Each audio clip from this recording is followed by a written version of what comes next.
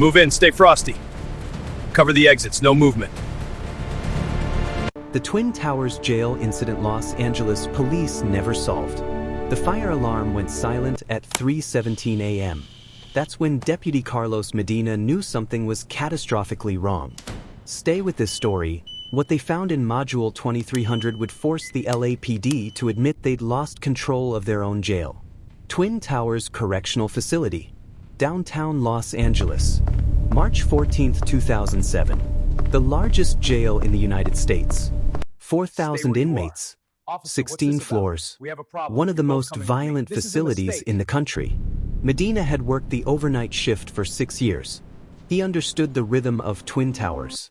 The sounds, the patterns, the predictable chaos. But fire alarms didn't just stop.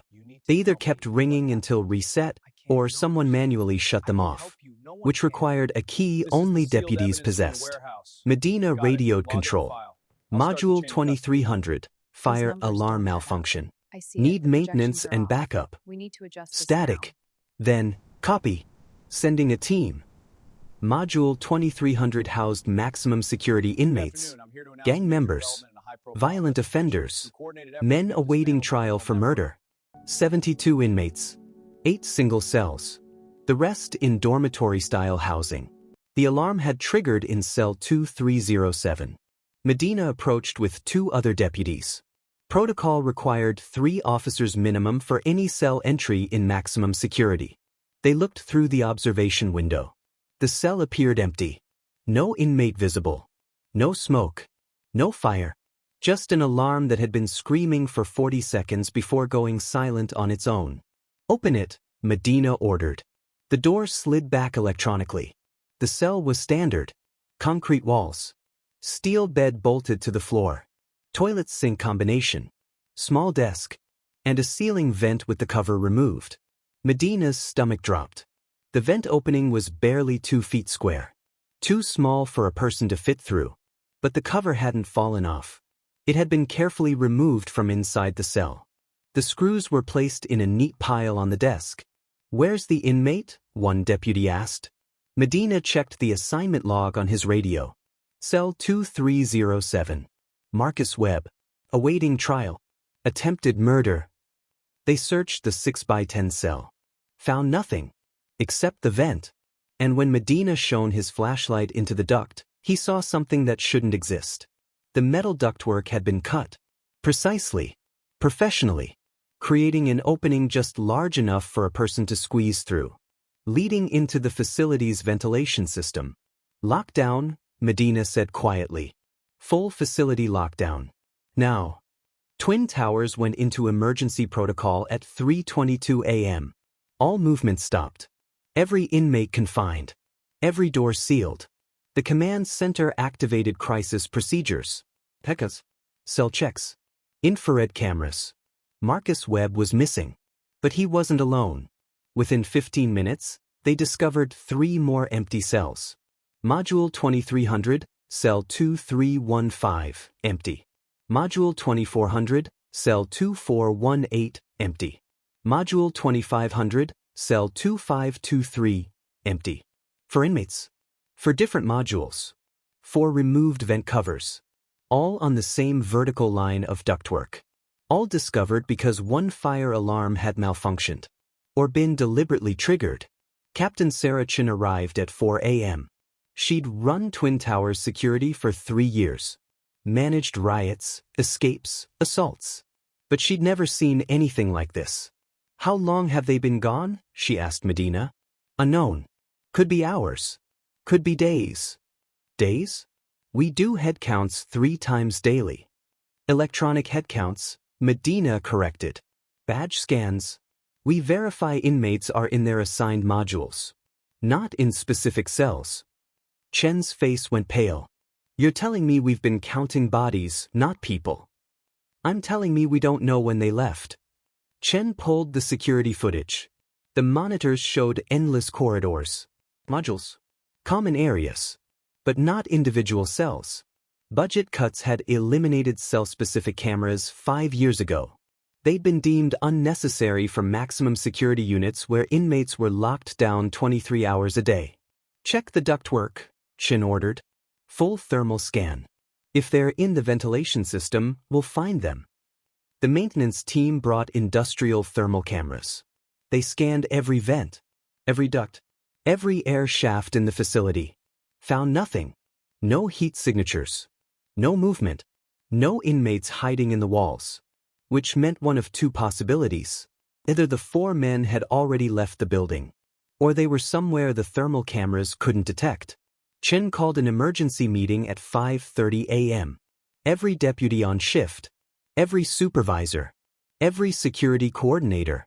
We have 4 missing inmates, she announced.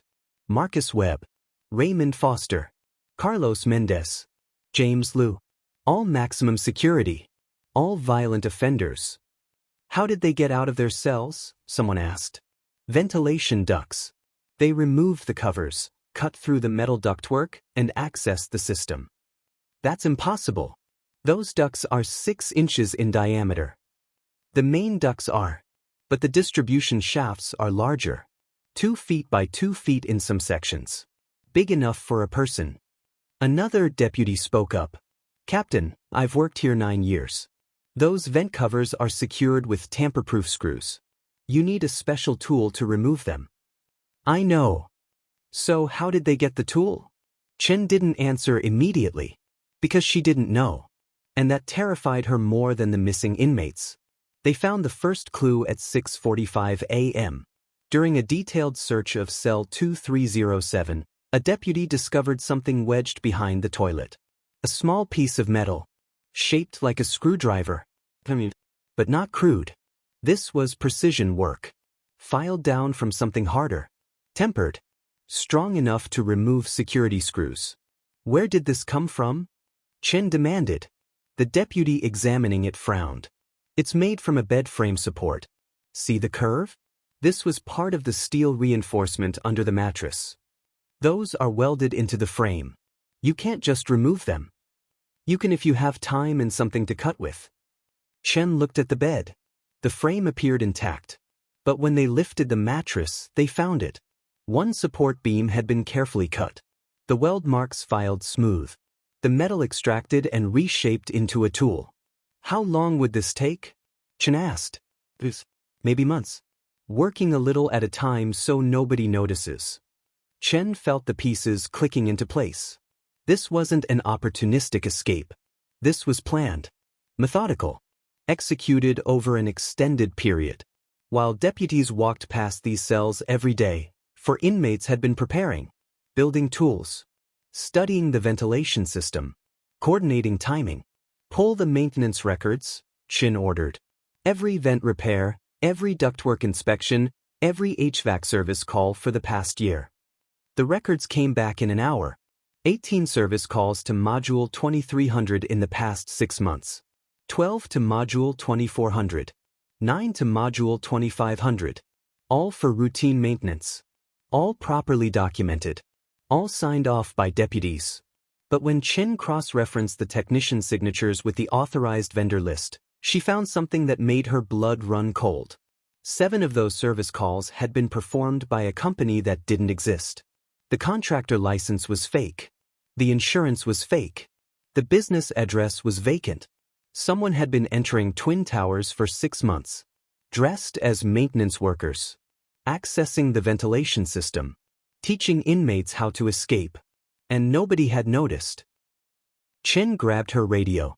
I need LAPD detectives here now. This isn't just an escape. This is a conspiracy. The LAPD Major Crimes Division arrived at 8 a.m. Detective Rachel Torres took one look at the evidence and understood the scope. This is organized, she said. Professional. Someone on the outside coordinated this. We need to find these inmates before they hurt someone, Chen said. We need to find who helped them first. Because they're going to do this again. Torres started with the basics. Who are the missing inmates? Marcus Webb, awaiting trial for attempted murder. Gang affiliate. No significant criminal history before the current charge. Raymond Foster, armed robbery. Prior convictions. Known gang member. Carlos Mendez, assault with a deadly weapon. Multiple priors. Documented gang ties. James Liu, kidnapping. No prior record. No gang affiliation.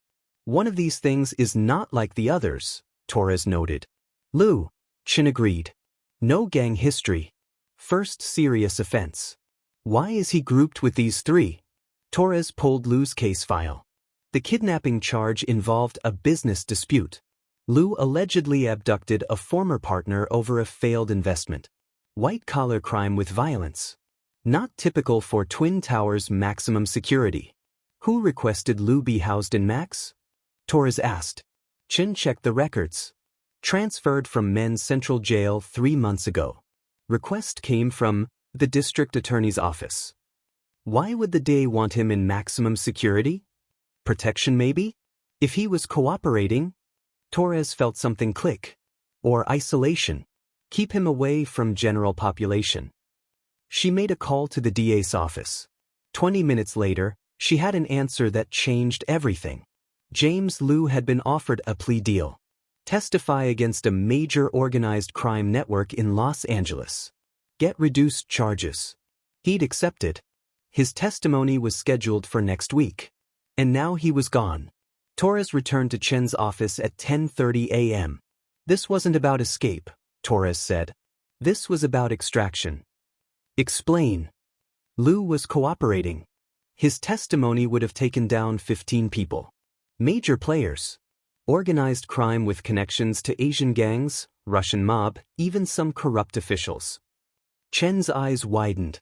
You think someone broke him out? I think someone paid to break him out. And used 3 other inmates as cover. Why take Webb, Foster, and Mendez if they only wanted Liu? Because 4 missing inmates looks like a jailbreak. 1 missing cooperating witness looks like an assassination. This way, everyone's looking for escaped criminals instead of a targeted extraction. Chen sat down heavily. If you're right, those 3 other inmates are disposable, Torres finished. Whoever organized this doesn't care about them. They were just part of the plan. The implications settled over them like concrete. Someone with resources had infiltrated Twin Towers. Planted fake maintenance workers. Convinced or coerced 3 violent inmates to help. All to extract 1 witness before he could testify. We need to find Liu, Chen said. Fast. We need to find who's paying for this first. Because they're not going to let Liu live long enough to be recaptured. Torres pulled the fake maintenance company records. The service calls had been scheduled through the facility's vendor management system. Everything looked legitimate on paper. But when she traced the digital footprints, she found something interesting. All the appointments had been requested through a single email account. An account that belonged to a Twin Towers deputy. Officer Marcus Reyes. 5 years on the job. Clean record. Who'd called in sick the day the inmates disappeared. And hadn't been seen since. Torres showed Chen the evidence. We have an inside man. Chen's jaw tightened. Find him. They went to Reyes's apartment at noon. LAPD SWAT. Full tactical team. The door was unlocked. Inside they found Reyes. Single gunshot wound to the head. Self-inflicted according to the scene. Beside him was a laptop. Still open.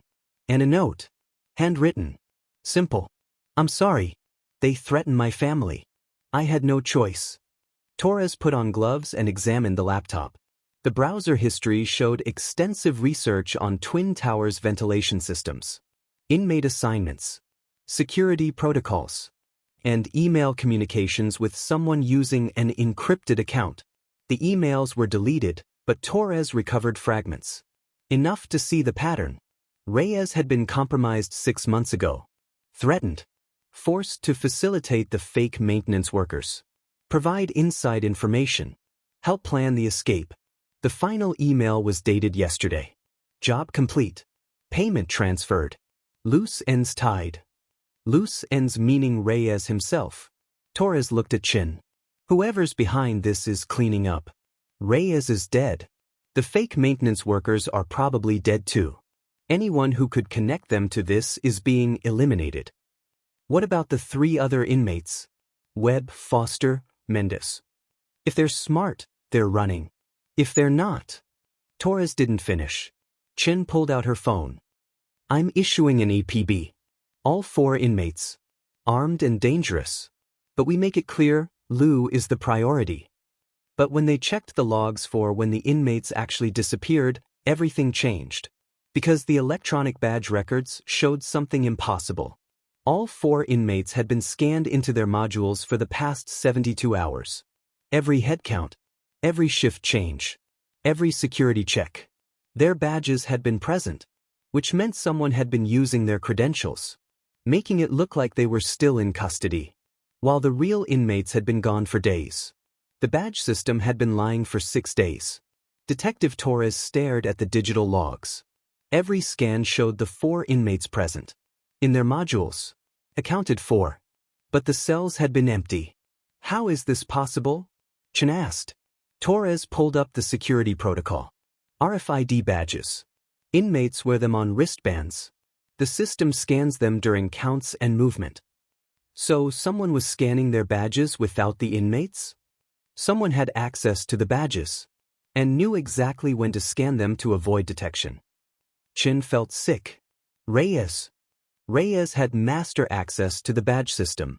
He could scan any inmate credential from any terminal in the facility. For 6 days, he made it look like they were here. Torres nodded, while the real inmates were already gone. Chen grabbed her radio. I need forensics in modules 2300, 2400, and 2500. Full workup on those cells. I want to know exactly when they were last occupied. The forensics team arrived within the hour. They tested everything. Bedding, toilets, sinks, floors. The results came back at 2 p.m. Cell 2307. No biological evidence fresher than 7 days. Cell 2315. Same. Cell 2418. Same. Cell 2523. Same. The inmates had left a week ago. March 7th. Before anyone knew to look. They've had a 7-day head start, Torres said. They could be anywhere. Chen's phone rang. LAPD command. She answered and listened, her face draining of color. When she hung up, her hands were shaking. What? Torres asked. Raymond Foster. They found him. Where? Venice Beach. In a dumpster. Shot twice in the back of the head. Torres and Chen drove to the scene. The body had been discovered by a homeless man at dawn. LAPD had only just connected it to the missing Twin Towers inmate. Foster had been dead approximately 5 days. Killed 2 days after the escape. Someone's cleaning house, Torres said, studying the crime scene. Just like Reyes. But why kill Foster? He was part of the escape. Because he was never supposed to survive it. Torres examined the body. Foster was still wearing his jail-issue clothing.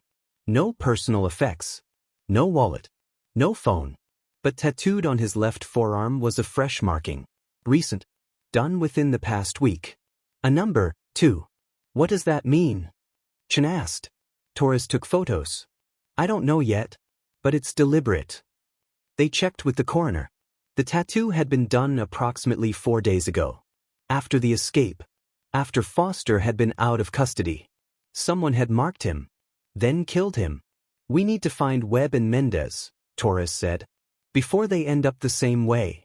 The LAPD issued alerts to every law enforcement agency in California. For escaped inmates. 1 dead. 3 missing. By 4 p.m., they had their first lead.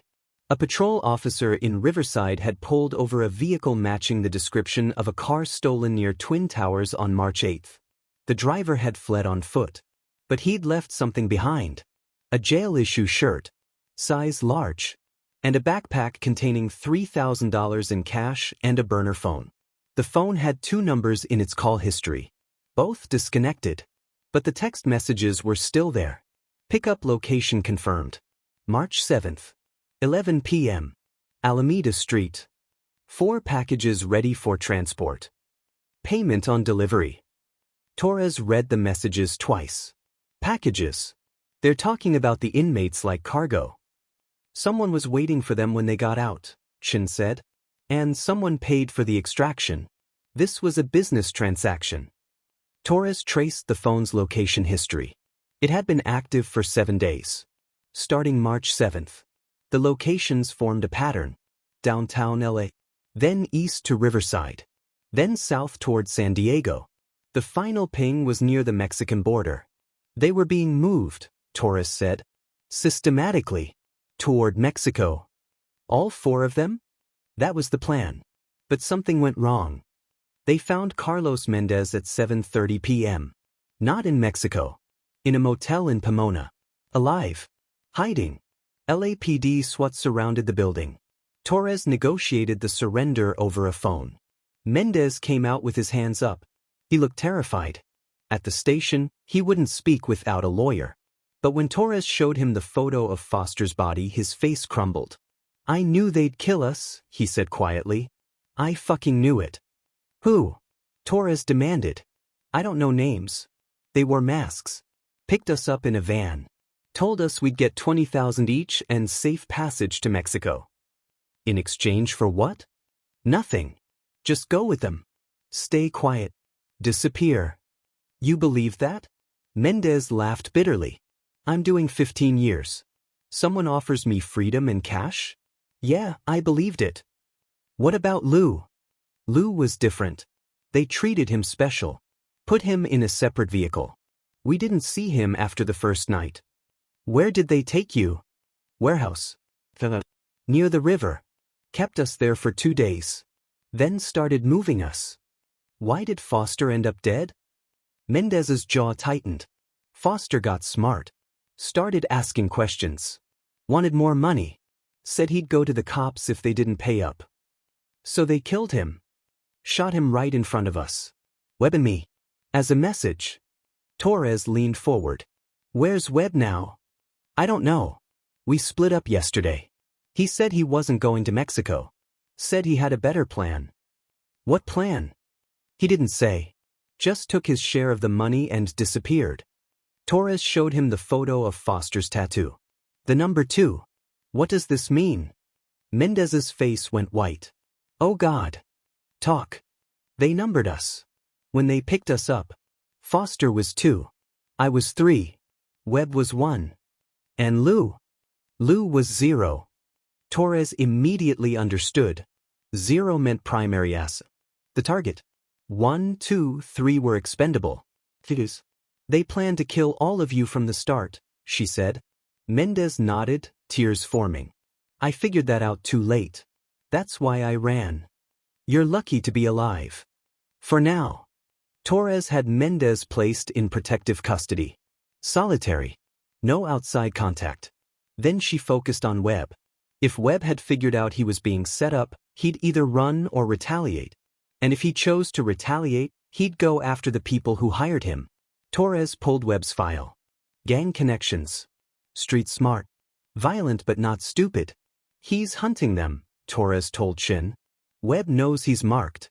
So he's going after whoever's behind this before they get him. Can we use that? Maybe. If we can figure out who they are before Webb does. The break came at 9 p.m. LAPD Financial Crimes Division had been analyzing the money found in the backpack. The bills were sequential. Recently withdrawn from a bank account. An account belonging to a shell corporation registered in Nevada. The corporation's listed address was a mailbox service. But the incorporation papers listed a registered agent. A lawyer named Victor Chen. No relation to Captain Chen. Attorney specializing in international business law. Office in Century City. Torres and a team went to his office at 10 p.m. Found it empty. Cleaned out. But the building security had him on camera leaving at 5 p.m. that afternoon. Carrying boxes. Loading them into a Mercedes. Torres ran his plates. The car was registered to Chen's home address in Manhattan Beach. They arrived at 11 p.m. The house was dark. The door was unlocked. Inside, they found Victor Chen, sitting at his dining room table, with Marcus Webb pointing a gun at his head. "Don't move," Webb said calmly. Torres raised her hands. "Marcus, put the gun down." "No. You're making this worse." "Worse than being hunted? Worse than watching Foster get executed?" "I don't think so." Torres kept her voice steady. "We know what happened.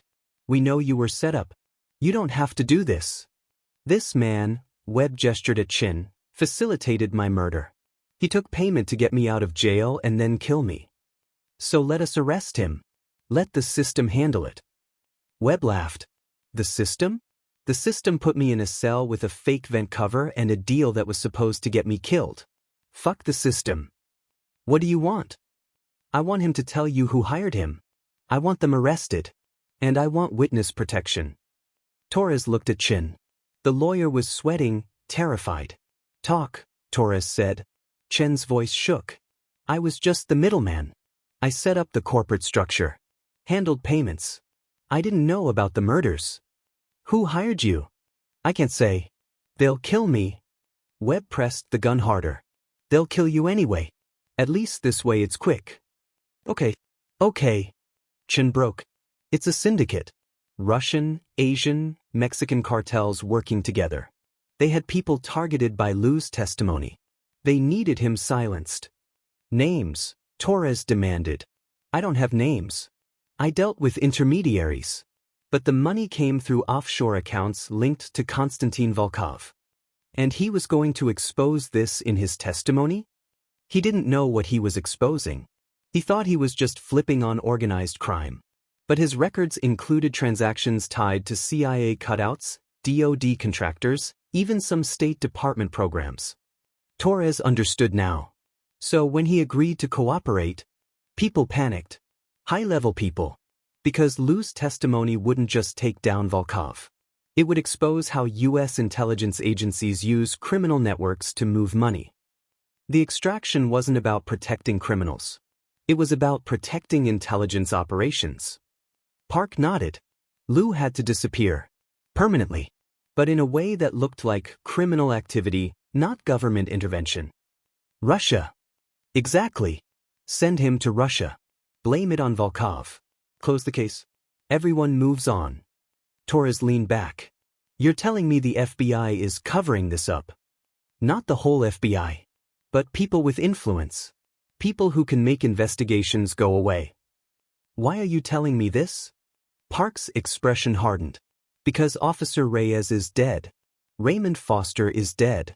And they're being blamed as corrupt actors in a criminal conspiracy. But they weren't the real criminals.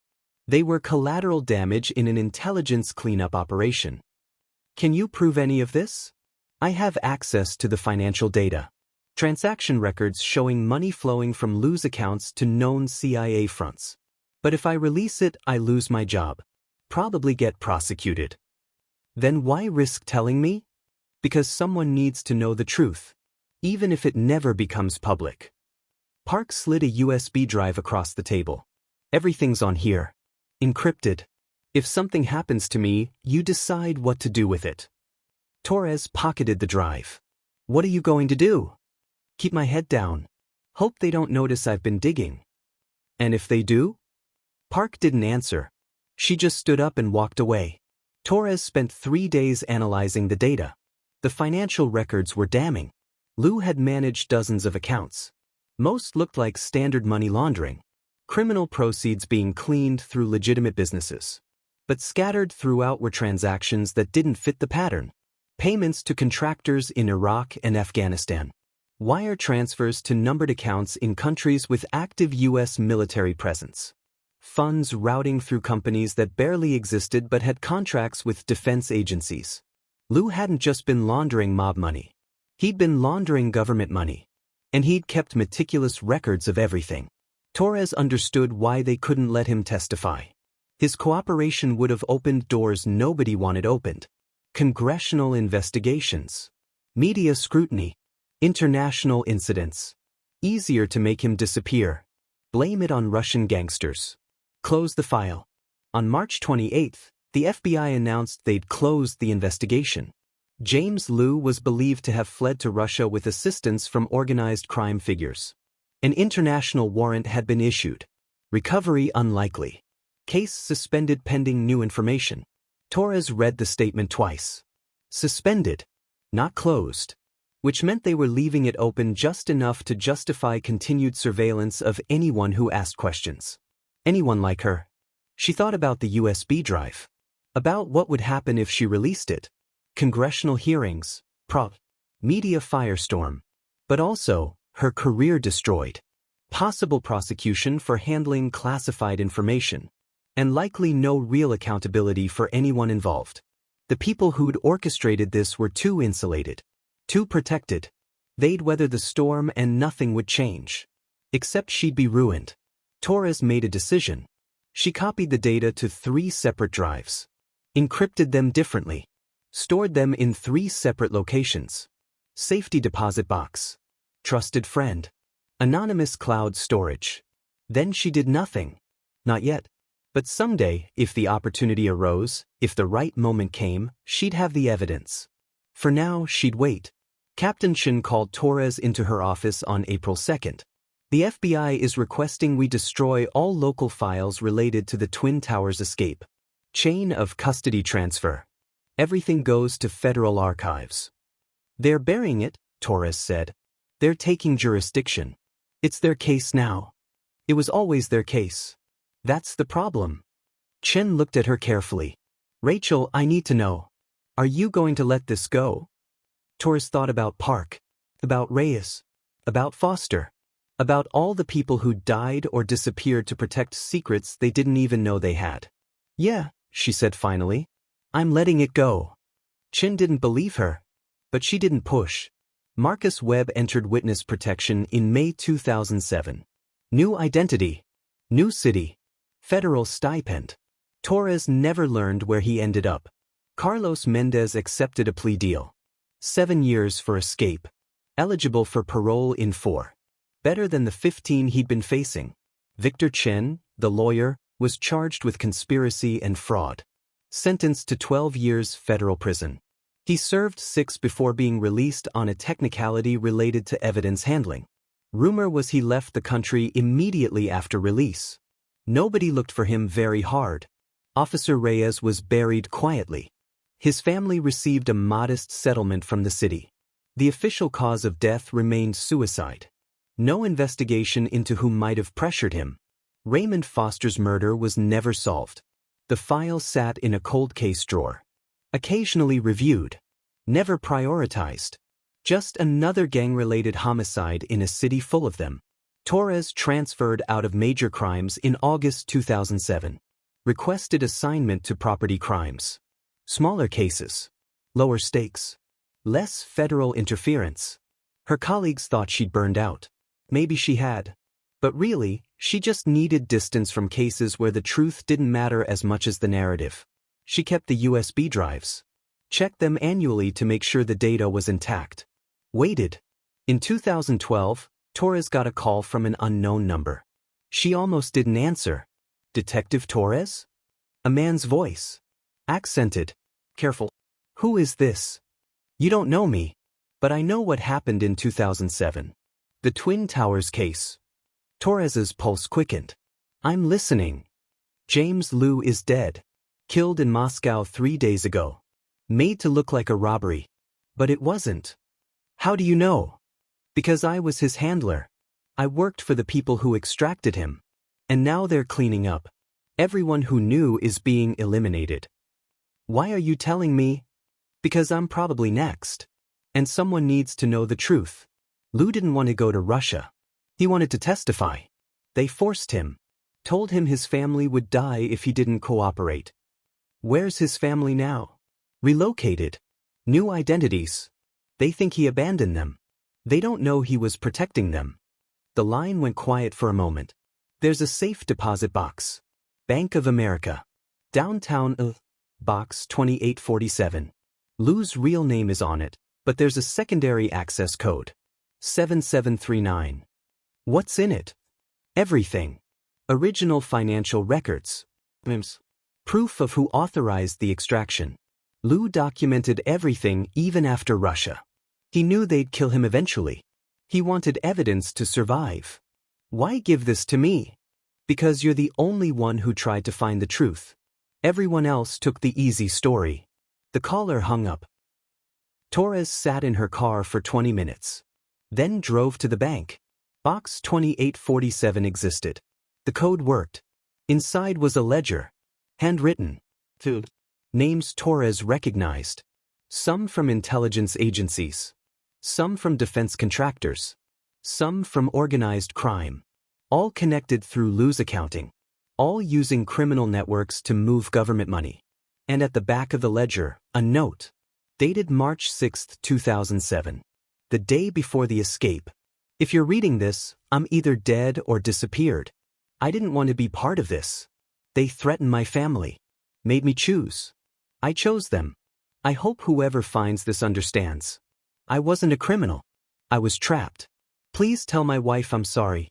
Tell my daughter I loved her. And please, make sure someone knows what these people did. James Liu. Torres photographed every page. Added it to her encrypted archives. Then returned the ledger to the box. She still wasn't ready to release it. But now she had everything. The financial records from Park. The ledger from Liu. The complete story of how a witness protection case became an intelligence operation. Someday, if the moment was right, she'd use it. But not yet. In 2019, Torres retired from the LAPD after 23 years. She'd made lieutenant. Earned commendations. Built a solid career. Nobody ever asked her about the Twin Towers case. It had been forgotten. Filed away as a footnote in LA jail history. 4 inmates escaped. 1 killed. 2 captured. 1 disappeared. Case closed. But Torres knew the truth. And she kept waiting. Jennifer Park died in 2021. Car accident. Single vehicle collision. No witnesses. The investigation called it driver error. Torres knew better. Park had been right to be scared. The people protecting these secrets didn't forget. They just waited for the right moment to clean up loose ends. Torres updated her will. Made arrangements for the encrypted drives to be released to specific journalists and congressional oversight committees upon her death. Dead man's switch. If they came for her, the truth would come out. It was the only protection she had. On March 14, 2024, Torres received a package. No return address. Delivered by a courier service. Inside was a newspaper clipping. From a Russian news site. Translated to English. American expatriate James Liu, 56, died in Moscow. Authorities ruled death accidental. Dated 2012. And beneath it, a handwritten note. We know what you have. We know you've kept it safe. Smart. But understand this. The people involved are either dead, retired, or untouchable. Releasing the information now would accomplish nothing except putting your family at risk. Let sleeping dogs lie. Consider this your only warning. No signature. Torres burned the note. But she understood the message. They'd known about her evidence for years. They'd chosen not to act as long as she didn't. A stalemate. She could release the truth and die for it. Or stay quiet and live. Torres chose to live. Not out of cowardice. But because she'd learned something in 17 years of carrying this secret. The system protects itself. Individual corruption can be prosecuted. But systemic corruption involving intelligence agencies, organized crime, and government funding? That just gets buried deeper. The people responsible for extracting James Liu would never face justice. Officer Reyes would never be vindicated. Raymond Foster would remain just another murder statistic. And the Twin Towers escape would stay unsolved. Not because the LAPD couldn't solve it, but because solving it would require admitting truths no one in power wanted admitted. Torres kept the evidence. Kept it safe. Kept waiting for a world where releasing it might actually matter. That world never came. This could happen again. It probably already has. Because the infrastructure that allowed it still exists. Criminal networks doing government work. Intelligence operations hidden inside criminal investigations. Witnesses who know too much being disappeared under cover of escape or death. And investigators smart enough to see the truth but powerless to expose it. The Twin Towers case taught Torres one lesson. Some crimes aren't meant to be solved. They're meant to be managed. Contained. Forgotten. The 4 inmates who disappeared in 2007 were never the real story. They were just pieces in a game they didn't understand. Pawns sacrificed to protect kings. And the kings? They're still playing. Still moving pieces. Still making people disappear when necessary. The only thing that's changed is Torres knows how the game works. And knowing doesn't give you power. It just shows you how little power you ever had. If this story shook you, the next one will be worse. Because the question isn't whether these operations still happen. It's how many we never hear about at all.